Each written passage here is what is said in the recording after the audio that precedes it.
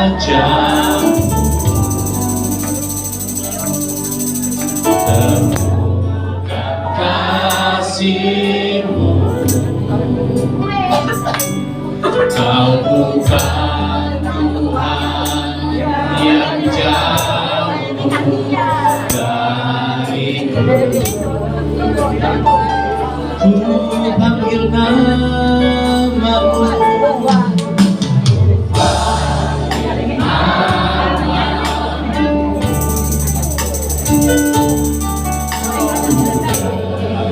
jawabku. Kau Tuhan yang selalu dekat, seruan hatiku. Sungguh indah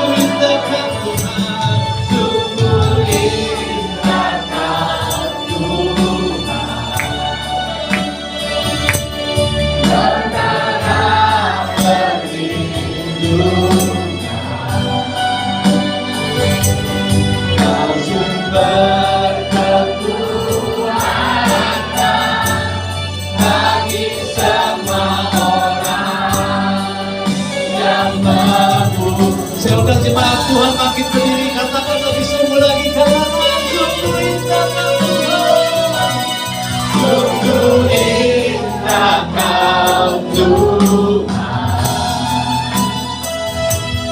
penuh kasih dan sayang. Kau tempat penghiburan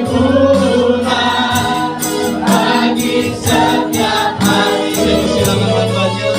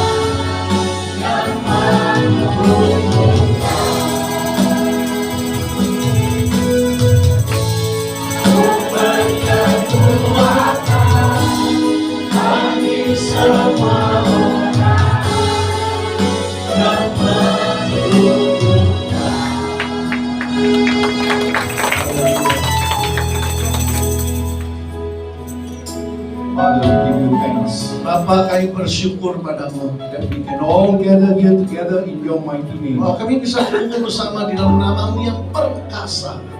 We invite you, Holy Spirit, Kami mengundang Engkau ya Roh Kudus.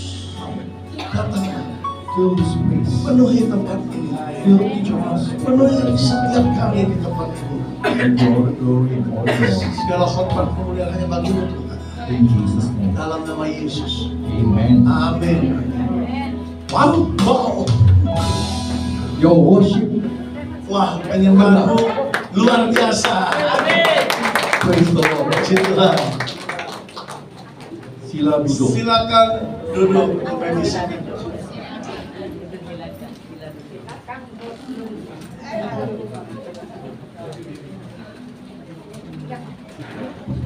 I'm going to try my English. Okay, right, please. I see. When she was sharing, Ya waktu lagi kesaksian ibu tadi ya, yang kakinya sakit. Tuhan kata kita semua boleh live, hidup sampai 120. Genesis chapter 6 verse 3. Ya itu kejadian pasal 6 ayat 3 ya, 6 verse 3 ya. Ya. Kejadian 6 ayat 3 Bu ya. Bisa sampai 120 tahun Bu. Ojo buru-buru pulang yo. And Moses lived to 120. Ya, Musa juga 120 tahun. Good health and good eyesight. Kesehatan yang baik, penglihatannya baik. So that's an example for us. Ini suatu teladan contoh bagi kita. I'm so happy to be back here with you. Saya senang banget bisa berada kembali bersama saudara. Sudah 1 tahun. Setahun sudah ya. Same date last year. Iya, tahun lalu loh ya, hari yang sama. So we are so happy to be here. Jadi senang kami semua berada di sini. There are 15 of us from Singapore, Nah, kali ini tim kami 15 orang. and I have my son and I have my grandson here. with me. Ada putranya, cucunya juga di sini. Tiga generasi. Bagi berdiri, ini putranya. Sama. Sama toh? Wajahnya mirip ya. Tim mudanya ganteng seperti ini ya. Handsome like this. Before. We thank God that we Terima are here with kasih you kepada Tuhan bisa berada bersama saudara di sini hari ini and to share with you God's word. untuk membagi firman Tuhan kepada saudara. Okay, let's welcome the other smaller group now already. Ini kelompok lain dari kami, kita sambut dia. This one Jenny, Jenny namanya. dia kena tahan dari imigrasi. Tertahan di imigrasi. Untung lolos ya. Okay, praise the Lord. Puji Tuhan. Alright, Baiklah. you are ready for the word? Siap untuk menerima firman? God is good. Tuhan baik. Are you having an expectation in your heart? Apakah hati ini penuh pengharapan kepada Tuhan? Yes. Penuh pengharapan untuk dijawab? Good. Baik, Good. bagus. You must come to church with an expectation to meet Jesus. Nah, setiap kali datang dalam ibadah harus punya pengharapannya besar untuk bertemu dengan Tuhan kita Yesus. Right? When 2 or 3 gather in His name, there He is also. Karena dikatakan kalau 3 orang berkumpul di situ, Dia juga berada bersama kita. So He's here with us. Jadi Tuhan ada bersama kita hari ini. Amen. Good. Alright, now Bagus, baik. We all come from different walks of life. Kita ini dari latar belakang yang berbeda-beda dalam kehidupan ini. Ya kan? We all have different circumstances. Juga dengan situasi keadaan yang berbeda juga dalam hidup ini. Ya kan? Agree? Sepakat? Betul? Kawan saya is going to preach. You see, he hold a microphone. Nah, dia tuh teman saya udah pegang mikrofon tuh bukan lagi pas angin. Fan. I see him holding it like he Ya wants to preach. seperti pas angin. Ready? Brother. Darren, yes. Baik. Okay. Baik. You know, God gives us the ability to Tuhan, change our circumstances. Bapak Ibu, Tuhan berikan kita kemampuan merubah situasi keadaan kita. So today I want to share with you from Joshua chapter 5. Dari Joshua pasal 5 saya ingin bagikan firman. Joshua chapter 5 verse 13 to 15. Ayat 13 sampai 15 saya dibantu ayatnya ya. Okay. Joshua pasal 5 ya. Yeah. The commander of the army of the Lord. And it came to pass when Joshua was by Jericho that he lifted his eyes and looked, and behold, a man stood opposite him with his sword drawn in his hand. And Joshua went to him and said to him, Are you for us or for our adversaries? Ketika Joshua dekat Yeriko, ia melayangkan pandangnya. Dilihatnya seorang laki-laki berdiri di hadapannya dengan pedang terhunus di tangannya. Joshua mendekatinya dan bertanya kepadanya, kawankah engkau atau lawan? So he said, No. But as commander of the army of the Lord, I have now come. And Joshua fell on his face to the earth and worshipped and said to him, What does my Lord say to his servant? Jawabnya, bukan, tetapi akulah panglima bala tentara Tuhan. Sekarang aku datang. Lalu sujudlah Joshua dengan mukanya ke tanah, menyembah dan berkata kepadanya, apakah yang akan dikatakan Tuanku kepada hambanya ini? Then the commander of the Lord's army said to Joshua, Take your sandals off your foot, for the place where you stand is holy. And Joshua did so. Dan panglima bala tentara Tuhan itu berkata kepada Joshua, tanggalkanlah kasutmu dari kakimu, sebab tempat engkau berdiri itu kudus. Dan Joshua berbuat demikian. Who is this man that is the commander of the army of the Lord? Siapa yang disebut panglima bala tentara Tuhan itu? Jesus. Yesus Tuhan. Many theologians say that this man that is the commander of the army was Jesus. Jadi para ahli teologi berkata, banyak yang berkata begitu, bahwa panglima bala tentara Allah itu ialah Tuhan kita Yesus. So you remember now, Joshua is coming into the promised land. Bapak Ibu ingat ya, Joshua waktu itu memasuki tanah perjanjian. And this promised land, when they spied on the land, there were many giants. Bapak Ibu tahu ya, awalnya waktu para pengintai dikirim ke sana, banyak raksasa-raksasanya, orang-orang yang tinggi besar itu. So how are they going to take this land? Nah, pertanyaan bagaimana umat Tuhan masa Israel bisa merebut tanah itu? So when Joshua met this man that was standing in front of him, he wasn't sure whether this man was his enemy or not his enemy. Makanya Joshua kan kaget, ya pikirnya ini musuh. Karena itu dia bertanya, kamu ini kawan atau musuh? And that was why he asked the question. Itu sebabnya dia bertanya demikian. Are you for us or for our adversaries? Apakah kau ada di pihak kami atau di pihak musuh kami? And the man said no. Si pria ini, malah tentara panglima ini berkata tidak, bukan musuh. But as the commander of the army of the Lord, I now come. Sebagai panglima bala tentara Allah, aku sekarang datang. So you see, he identified himself as to who he was. Jadi lihat bagaimana dia mengidentifikasikan dirinya sebagaimana dia adanya. And why did he say no? Kenapa dia berkata tidak, bukan? He was neither for or against. Artinya apa? Dia bukan ada di pihaknya si Joshua, juga bukan melawan Joshua. He was telling Joshua, you are asking the wrong question. Artinya apa?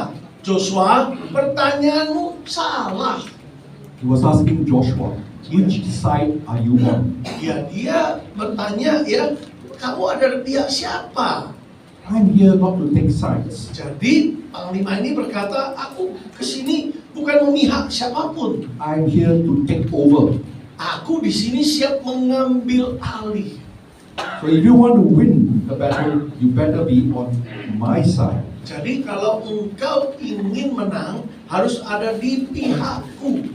Remember, there are always two sides. Bapak Ibu, ingat selalu ada dua pihak, dua sisi. You're either on God's side Apakah saudara di pihaknya Tuhan, or you are in the devil's side. atau saudara di pihaknya si iblis? So whose side are you on? Jadi saudara ada di pihaknya siapa? You know, in a marriage, Bapak Ibu, tahukah saudara di dalam suatu pernikahan, sometimes husband and wife, they lawan. kadang-kadang suami istri cekcok ya, Yeah. ya perang sendiri. So then pastor has to come and solve the problem. Gembala harus datang bantu memecahkan masalah mereka. And so pastor has to listen. Gembala harus mendengarkan dari kedua pihak. So pastor listen to the wife, Ya, baik istrinya didengarkan, pastor listen to the husband. juga pihak suaminya apa yang mau dicurhat oleh suaminya didengarkan. Alright. And then of course one of them must salah. Ya, tentu saja ada pemicunya, ada yang salah di sini. So when pastor give the advice, Nah, waktu Pak Gembala memberikan nasihat, one of them will say, which side are you on? salah satu mereka ya suami atau istri mereka, Pak Gembala ada di pihak sopo. Are you for me or are you for me? Kau di pihakku atau di pihak Betul kan? bojoku? Salah. Semua salah. Salah. It's not whose side. Jadi gembala bukan memihak salah satu, It's not bukan. whose side is right or wrong. Bukan salah satu sisi yang benar atau salah, bukan salah benar. We have to be on Jesus' side. Kita selalu harus di pihak Yesus. Amen. Right? And so if we are on Jesus' side, we follow Jesus. Nah, kalau kita ada di pihak Yesus, Yesus yang kita ikuti, instruksi Yesus yang kita ikuti. So today I want you firstly to understand you have a choice. Hari ini saya ingin saudara pertama-tama memahami pilihannya itu ada di tangan kita. Who do you choose to follow? Siapa yang saudara pilih untuk saudara ikuti? Pemelok sopo? If you want to change, Kalau saudara ingin berubah, keadaanmu berubah, you must make the right choice. harus memilih secara benar. If you want your current circumstances to change, Kalau saudara ingin situasi keadaanmu sekarang ini berubah, you make the choice. saudara harus memilih. And the man of the army with a sword is there for you. Jadi si panglima, para tentara Allah dengan pedang yang terhunus di tangannya itu, He fights your battles. dia yang berperang ganti saudara. The battle belongs to the Lord. Karena peperangan itu milik Tuhan, artinya saudara dimenangkan Tuhan. Amen. So you have Jesus on your side. Jadi Yesus ada di pihak saudara. But the interesting thing about this, Tapi yang menarik dari hal ini adalah, Jesus told Joshua. nah, Yesus berkata kepada Joshua. Every time I say Joshua, my grandson looks at me. Setiap kali saya berkata Joshua, sang cucu ini melihat saya karena namanya Odowai. Namanya Joshua. Joshua juga ini. Okay, so here comes Jesus. Jesus tells Joshua, Di sini Yesus ya sebagai panglima itu berkata kepada Joshua, take your sandals off your foot, tanggalkan kasutmu atau sendalmu, for where you stand is sebab holy. tempat di mana kau berdiri itu kudus. Isn't that strange? Bukankah aneh saudara? Here is Joshua going to battle. Ini Joshua nih lagi mau perang sebenarnya. He meets Jesus along the way, Dia kan memerlukan Yesus di sepanjang jalannya. and Jesus tells him, Yesus berkata kepadanya, take your sandals off. tanggalkan kasutmu atau sepatumu, ditanggalkan, dilepas. As I share this message with you, Waktu pesan firman ini saya sampaikan kepada saudara, if you sense kalau saudara merasakan that God is telling you bahwa Tuhan sedang berkata padamu to take off your shoes, untuk menanggalkan sepatumu atau sendalmu, I want you to do that. Hewan, I want you to do that. saya ingin saudara melakukannya. Mau? Okay? It is symbolism, Ini suatu simbol atau gambaran. but as I share further with you why take off your shoes, it's important. Nah, waktu saya sampaikan berikutnya ya, kenapa penting menanggalkan kasut atau sendal atau sepatu kita. If you are convicted in your heart, Kalau saudara tertemplak ya, hati saudara tertegur, then you do the same thing. Okay? mari kita lakukan hal yang sama, oke? There was another account in the Bible Ada suatu kejadian lain di Alkitab, saudara, where the Lord also says, take off your di sandals. mana dalam perikop itu Tuhan juga berkata, tanggalkan kasutmu. And you remember where? Ingat di mana? Di kitab apa? Do you remember about Moses? Tentang Musa, saudara.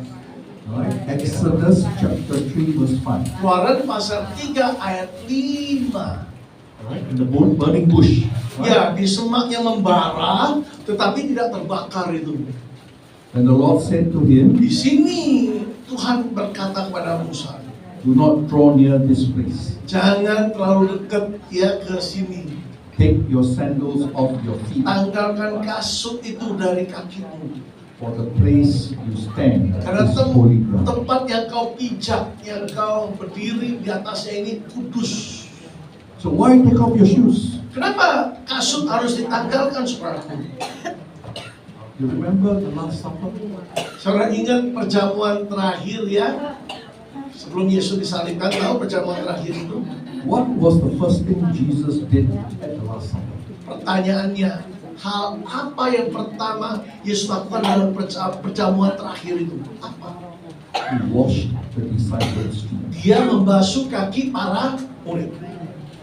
In order for him to wash their feet, Agar Yesus bisa membasuh kaki para murid, they had to take their shoes off. kan para murid harus lepas sendalnya atau kasutnya kan? So what did Peter say? Jadi apa yang dilakukan? John chapter 13 verse 8. Yohanes pasal 13 ayat 8, coba kita lihat.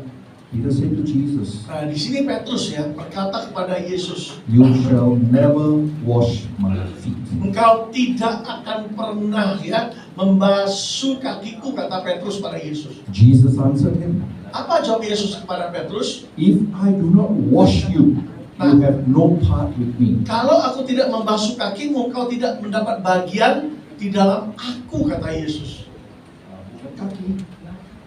Jesus never said wash his feet. Oh, bukan kaki maksudnya, tetapi Jesus said, if I do not wash you. oh, kalau aku tidak membasuh kamu, membersihkan kamu. Ah, bukan kaki ya, bukan kaki ya. Sorry, kaki, bukan kaki. Why? Why? Kenapa? Because only Jesus can wash our sins away. Hanya Yesus bisa membasuh setiap dosa kita. Amen. Nobody else can do that. Tidak ada yang bisa membasuh atau mengeluarkan dosa kita, nggak bisa. Membersihkan kita dari dosa, nggak ada. Here was Peter saying Nah, di sini about washing his feet. Petrus berkata tentang kakinya yang harus dibasuh.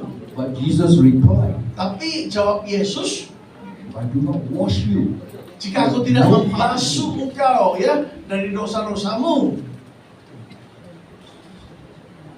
Jesus was the only one Yesuslah satu-satunya who had the power to wash away our sins. yang memiliki kuasa membasuh setiap dosa kita, membasuh kita dari setiap dosa. You know, Peter was correct Petrus benar sih sebenarnya. when he said to Jesus, Waktu dia berkata pada you Yesus, cannot wash my feet. kau nggak bisa, nggak boleh gitu, basuh kaki saya. Because in the Jewish custom, Sebab di dalam budaya orang Yahudi, a rabbi was never to serve his students. sebab yang namanya rabi ya, tidak dimaksudkan tidak akan pernah membasuh kaki para muridnya. Jesus was a rabbi. Yesus juga rabi.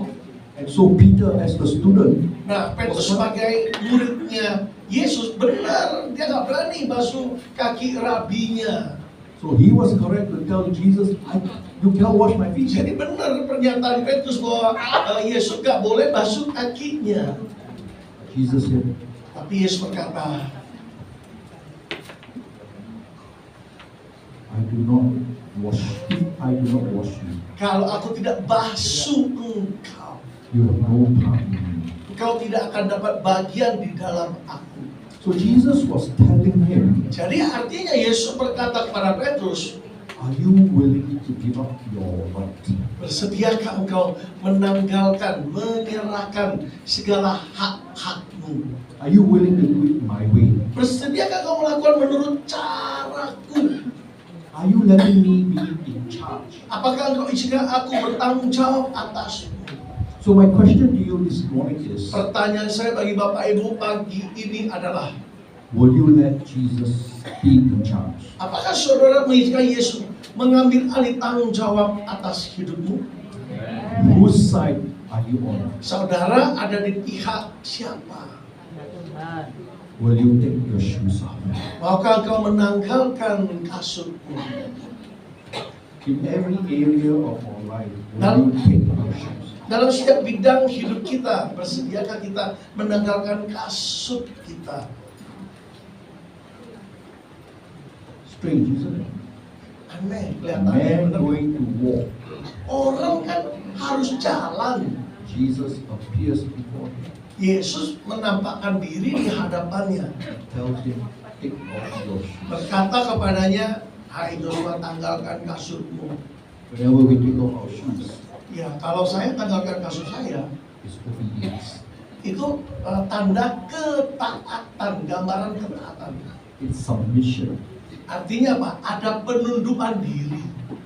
It's saying, Jesus, Dengan lain kata berkata Yesus, you take over. engkau ambil alih sekarang langkah hidupku. And who is Jesus? Yesus siapa? Who is Jesus to you? Siapa Yesus bagi saudara secara pribadi? Siapa dia? It's good that we re-examine Ada baiknya kita memeriksa kembali. who is Jesus to us. Siapa Yesus bagimu? He's got many names. Dia, Yesus banyak sebutannya, banyak nama. And the names that are given to him are actually by men. Ya sebenarnya nama-nama yang diberikan padanya itu manusia yang menyebutnya, diberikan Who oleh have manusia. experienced him. He's Jehovah Rapha, Pertama dia Yehova Rafa, God that heals. Tuhan yang menyembuhkan kita. Amen. He's Jehovah Jireh, Dia juga Yehova Jireh, God that provides. Tuhan yang menyediakan segala kebutuhan kita. So whatever your financial needs are, Artinya apapun keadaan keuangan atau kebutuhan keuangan kita, He is there to provide. Tuhan siap ada di sana menyediakan segala kebutuhan kita. Your circumstance can change. Ya, tidak ada suatu keadaan pun bisa berubah kecuali Yesus yang berubah. There is nothing that is impossible. Artinya tidak satu keadaan yang tidak bisa dirubah, tidak ada yang mustahil bagi Tuhan kita. Amen. Amin. You remember Mark 9, Saudara ingat Injil Markus pasal 9 the boy that was on the man that brought the boy that needs to be delivered. yang seorang yang anak laki-laki ya yang dibawa seorang pria untuk dilepaskan dari kerasukan. And the father was asking Jesus to heal the son. Dia minta pada Yesus, saudara, bapak minta pada Yesus. Right? And what did Jesus say to the father? Apa Yesus katakan pada bapaknya? If you only know, he said, all things are possible to those who believe. Yesus berkata segala-galanya dimungkinkan bagi setiap kita yang percaya. Tidak ada yang mustahil bagi yang percaya. All things are possible. Segala-galanya itu dimungkinkan, gak ada yang mustahil. So we just need to just believe that. Jadi hari ini kita harus percaya saja. See, God gives us wisdom. Lihat di sini bahwa Tuhan berikan kita hikmat. You know, you want money, money doesn't just fall down from heaven. Saudara, kalau mau uang nggak langsung turun dari surga, uang itu saudara. Kita semua mesti kerja. Iya. Mesti kerja. Ya bukan Jangan malas, jangan malas. Nggak boleh malas kita. Kalau malas, then your fault, not Jesus' fault. Salahmu kalau malas, bukan salah Tuhan. But kita semua mesti kerja. Iya. Ya. Harus kerja maksudnya. But when we work, Kalau kita kerja, we can pray and ask God for wisdom. nah kalau kita kerja, kita bisa minta hikmat di dalam pekerjaan We kita. can ask God for favor. Minta perkenan, dia perlakuan istimewa diberikan. You know, in your midst, there's one man that's no longer here with us. Saudara, di tengah-tengah saudara seorang pria udah nggak lagi bersama kita. You remember Pak Anwar, Ingat Pak Anwar? right?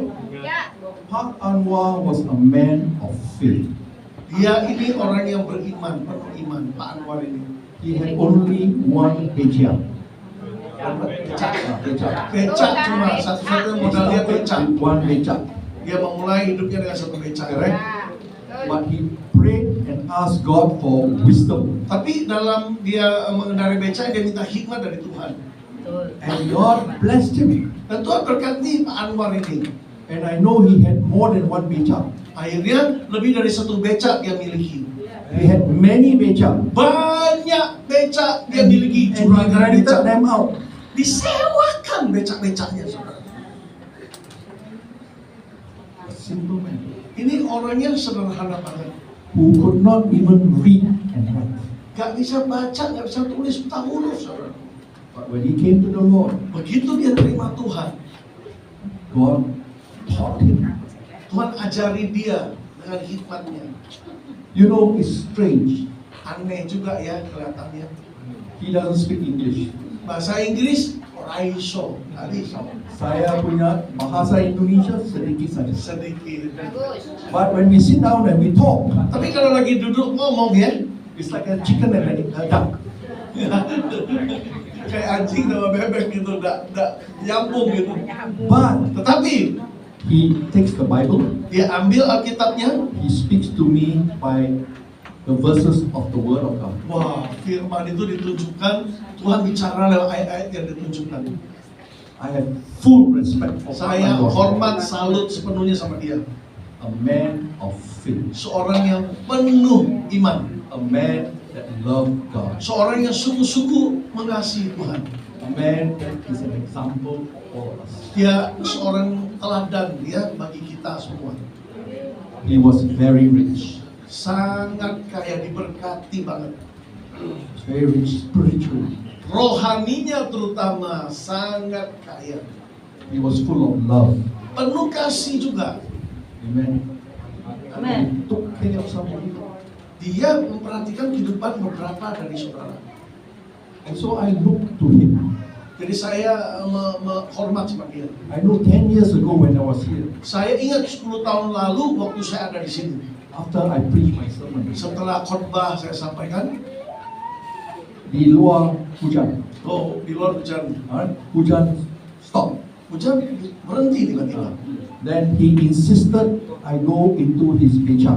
Nah, dia maksa saya masuk ke becaknya. And he rode his beca around the block. Saya diajak keliling dengan becaknya, keliling kota ini. There was water everywhere. Ya dibawa kemana-mana, ada di mana-mana air, saudara. But he went through the water. Tapi dia melewati semua penghalang-penghalang atau air itu. He went faster than the cars. Lebih cepat dari mobil dia bawa becaknya. Because if the car was faster than him, Kalau mobil lebih cepat dari dia, the water will splash into him. airnya akan menciprat ke badannya hambanya. And he knew that. Dia tahu, so he went very fast. Dia ngebut dengan becaknya. And I was amazed. Saya terkagum-kagum. He was much older than me, Sebenarnya jauh lebih tua dari Pastor Roni. but he had the energy. Tapi energinya saudara luar biasa. Power, kekuatan yang luar biasa. Membawa saya keliling-keliling dalam masa banjir itu. It was an honor. Ini suatu kehormatan. Pak Anwar. Any of you. Banyak saudara yang mengenal beliau. The Lord says, take off your berkata pada kita hari ini, tanggalkan kasutmu. Come to me, he says. Datanglah kepadaku, katanya. Change your circumstances. Rubah keadaan atau situasi di mana kau berada. I can help you. Aku dapat menolongmu, kata Tuhan. All those that came with a walking stick today, Hari ini setiap kita yang datang dengan tongkatnya saudara untuk jalan, can you stand? tolong bangkit berdiri. Yang datang dengan bantuan alat ya, tolong bangkit berdiri. Yang nggak bisa jalan dengan normal, bangkit berdiri. Ayo bangkit berdiri. Ya. Yang lagi ada? Ada lagi? Selain 3 ibu ini, datang lagi. Ada. Oh, mata nanti, kaki dulu. All those that came with walking stick, come here Yang now. kaki dulu, ya kalau saya bilang kaki dulu ya. Yang kaki nggak bisa jalan dengan lancar, maju ke depan. Ya nanti kan dibantu. Kaki dulu, kaki dulu. Nanti kaki yang nggak bisa jalan. Yang bawa tongkat maksudnya tadi. Lagi pasang. Satu-satu dulu, kaki dulu ya. Kaki. Nanti kaki yang Ada ambil tongkat. Kalau ada ambil tongkat, datang di sini. yang parah. Ada nanti apa didoain. Okay.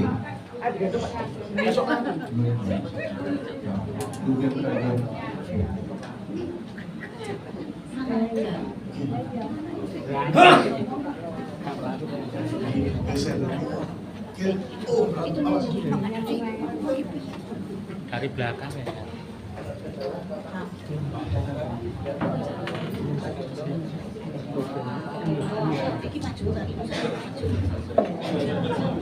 Ayo setor tongkatnya. Berikan tongkatnya.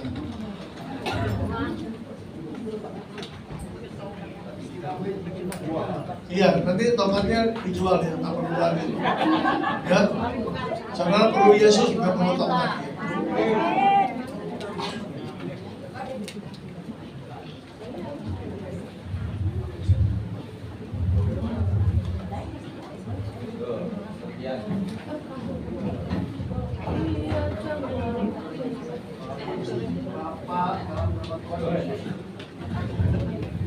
Aku ucapkan kesembuhan bagi mereka. Mereka akan melangkah berjalan sekarang dalam nama Tuhan Yesus. Biarlah urapanmu ya Tuhan saat ini menghancurkan setiap kuk-kuk itu. Dan dalam nama Tuhan Yesus berjalanlah. Amin. Ayo jalan sekarang.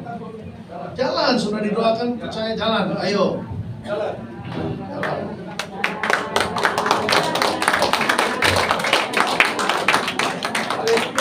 Haleluya.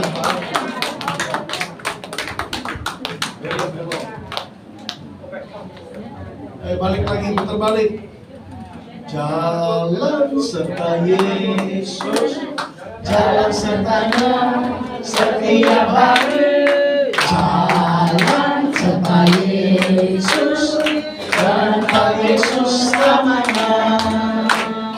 Jalan dalam suka, jalan dalam duka, jalan dengannya setiap hari.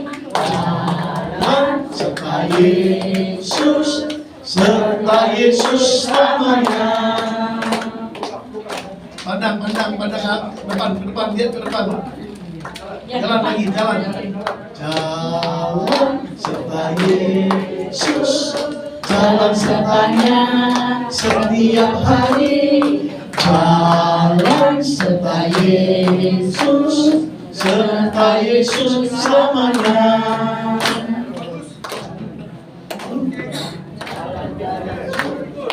Jalan sertanya. Bagus, sudah sembuh, Bu. Jalan.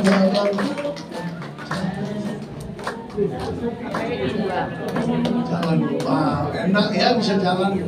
Ayo percaya, ayo. Baik, puji Tuhan. Boleh duduk? Ya. Jangan cari token lagi ya, duduk. Puji Tuhan. Mana mikrofonnya, Bu Nani? Oke. Baik. Sini sakit. Nah, yang sakit bapak tadi, yang kaki tadi, ini bagian ini, ayo maju. Yang bagian kaki, di bagian Ini mau datang. tangan dia di ini, ngomong, ayo. Ayo. Oke.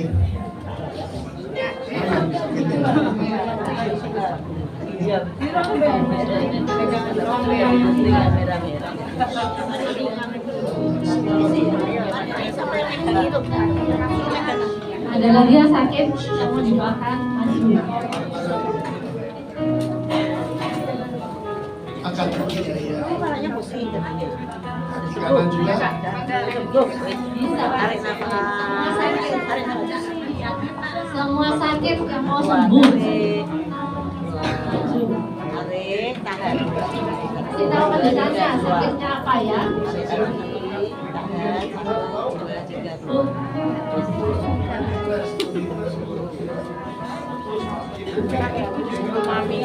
Hah? Pukul lah.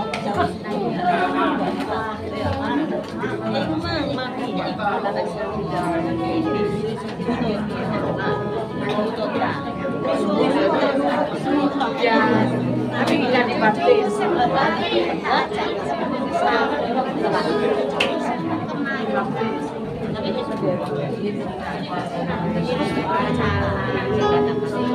Karpe, terus terima kasih kok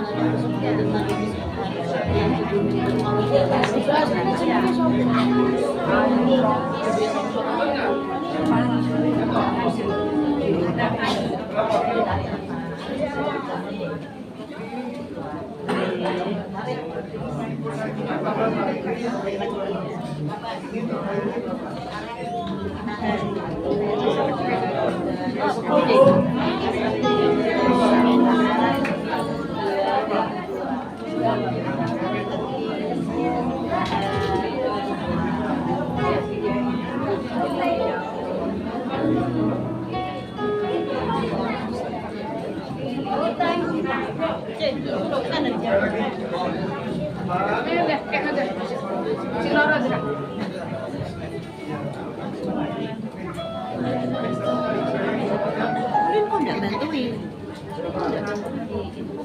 Kacer, kacer. Kan bisa nggak?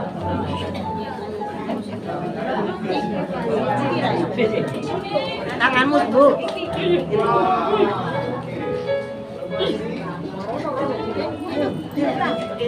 Oh,